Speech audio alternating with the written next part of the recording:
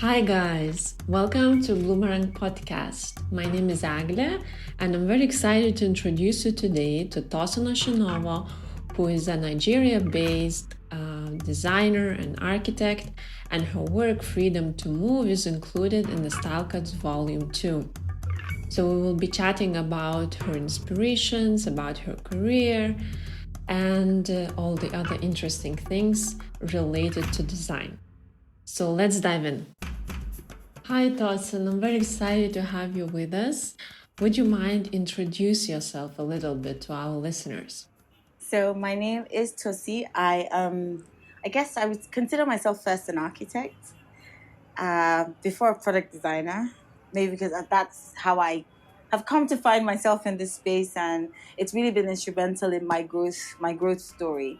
So I have a practice in Lagos called CM Design Atelier, and we do a lot of very interesting medium scale projects.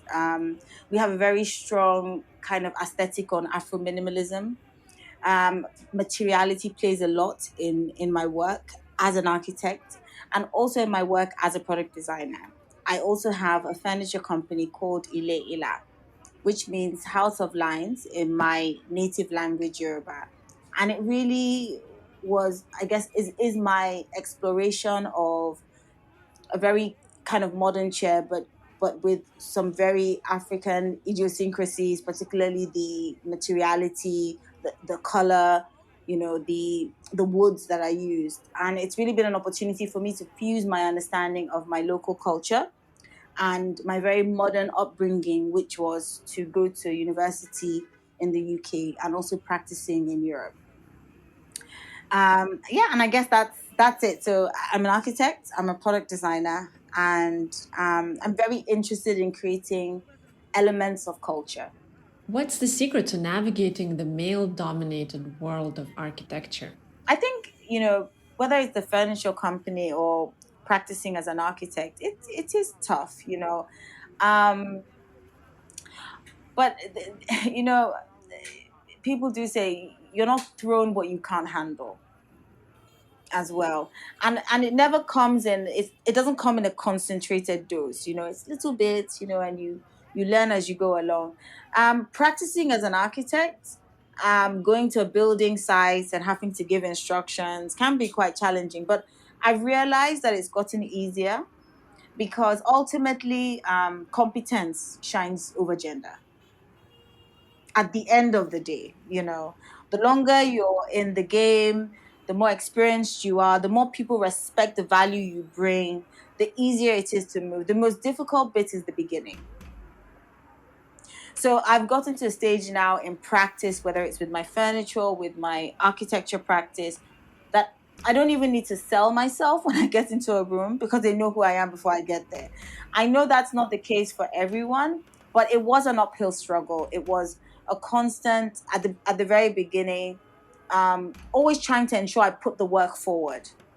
Being a woman and being a young woman are two minuses in this environment, especially in architecture, because it's a profession of apprenticeship and experience.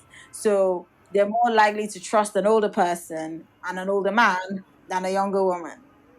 And always ensuring that I try to ensure that as much as possible, if I can show merit to shield the inadequacies, if you could call them that, in this context, um, that was helpful. You have to be good. You cannot afford to not be good. So I mean, it's my reality. We just get on with it. We just get on with it. I mean, there are days when you get a bit of a knock and you think, oh gosh, that would really not have happened if I wasn't a woman. But I mean, there's nobody who doesn't have something that's not perfect in their existence. And I think something that I learned very early on is to almost have a dose of youthful ignorance. Because if you know too much, you won't do it. If you know that, oh, I'm not going to get the opportunity because I'm a woman, and then I give myself a complex before I'm even at the table, then I might just say, oh, I won't even bother going for the interview. No, I'd rather happily go completely ignorant. I'm going to do my best and I will get this job just because it's me. And if I don't get it, okay, it's a knock, but It's helped me. Tell us about your work, Freedom to Move, that's included in Style Cards Vol.2 under the Future is Now theme. First of all, of course, we're very excited to have had this opportunity to include the work, and I hope that those who've purchased the box will also enjoy discovering it. So, would love to hear more about it. It's a project I hold so close to my heart. I so enjoyed it. I think the experience reminded me of youth. Being able to take a bubble project that it doesn't matter, you can do whatever you want, there are no constraints. And that feeling of being in design school, it was so refreshing. Freedom to Move presents a collection of headpieces that explore the idea of protection and celebration, inspired by the changes COVID-19 brought worldwide in 2020. It came about where I got contacted about a potential project that Lexus International were going to sponsor for Design Miami. And the theme was to produce an object of our times. That was it. And it was a bid between myself and Krista, who I invited to join me on the project, because I realized that this opportunity was potentially quite huge. And especially since there haven't been that many African designers who've been elevated to that kind of status, why not share this opportunity? Chris Amoa is an acclaimed Ghanaian textiles and furniture designer based in London. It's a win-win for everyone involved. And then I also felt as well it would be important to be able to, for the process of design, to have input, two creatives of two different backgrounds working together on a project that is a conceptual project. It can only be a complete plus. On January 30, 2020, the WHO declared COVID-19 to be a public health emergency of international concern. But obviously there were still restrictions, so we were very conscious of what we were experiencing. What was particularly challenging in Lagos was when we had the lockdown, is the reality of a lockdown. There's so many people here who live on less than $1 a day. They live hand to mouth. You're telling them not to go out. How are they going to eat? We don't have a social security system that can provide. So it was very difficult to enforce it here. But it really brought home the reality that the solutions or the mandates that were being imposed in the West can't really work in this kind of context. And it was with that we started to think about this idea of, okay, object of our time. Clearly, the biggest thing that came up since COVID was the mask, but we didn't want to do an obvious mask. And then we started thinking about, okay, Krista is from Ghana, I'm from Nigeria, we're both West African. How can we create something that is about also the continent, the cultural identity, but something that will be global and intent for everyone? And then we started to think about this idea of the African mask, which is quite synonymous across West Africa in particular. And then we started to think about the importance of the human head and the mask, the idea that the human head is a point of celebration. In our cultures, we wear these very flamboyant headdresses at parties, a king with a crown. We also thought about the importance of the head in relation to times of war and protection and the helmet. And then starting to tie it in with this idea of the human collective war we were fighting against COVID, and how we could create something that could not only be some kind of protection, but some kind of celebration of humanity. And so that was when we started thinking, okay, we're going to do some kind of masks. And we initially started with 5 different styles, and then because of time constraints we ended up with 3. But it was really an opportunity to kind of explore this idea of identity, this cohesion, this idea of protecting of the head, celebrating of the head, creating something that would allow people to move around freely, even though we have the constraints that we can't touch each other, and that was how it really came about.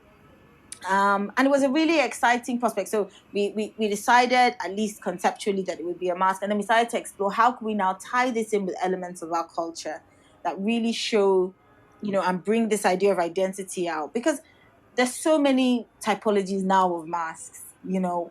And a lot of people did interesting headpieces, but it was very important to us to be able to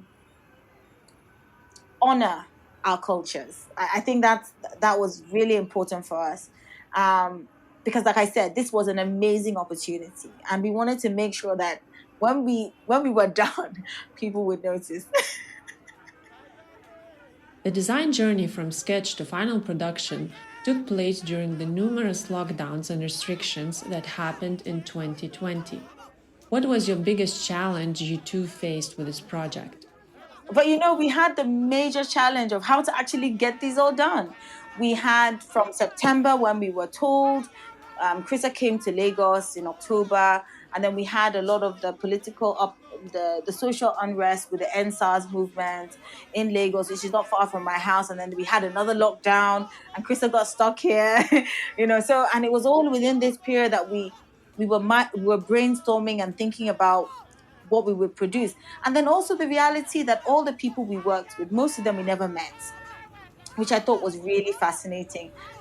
And it was really a labor of love. So How did culture influence freedom to move? it was a beautiful project because it was also about community. There were so many people involved, and everyone did it with so much joy and happiness. I don't think any of them could appreciate the exposure that the project would have gotten.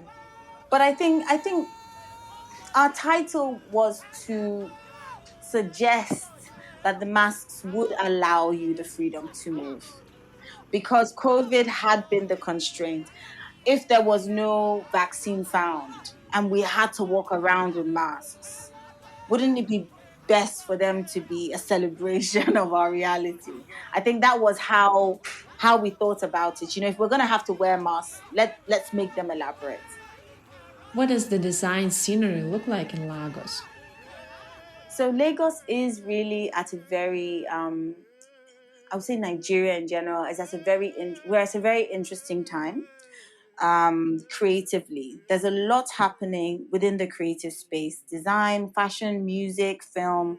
I don't know whether we just happen to be a generation who, now that we have come of ourselves, are beginning to show the seeds that were always brewing. It's a very generational thing, and it's very interesting. People within this age gap of, I guess, 10 to 20 years.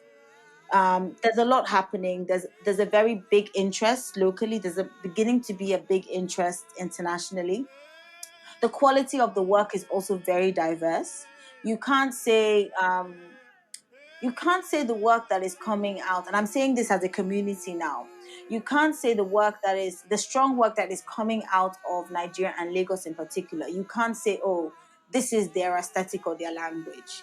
It's all still very individual. I can't say, oh, like this is Scandinavian 1960s design. It doesn't exist here. And I think it's because people are still quite experimental with the materials that they're using.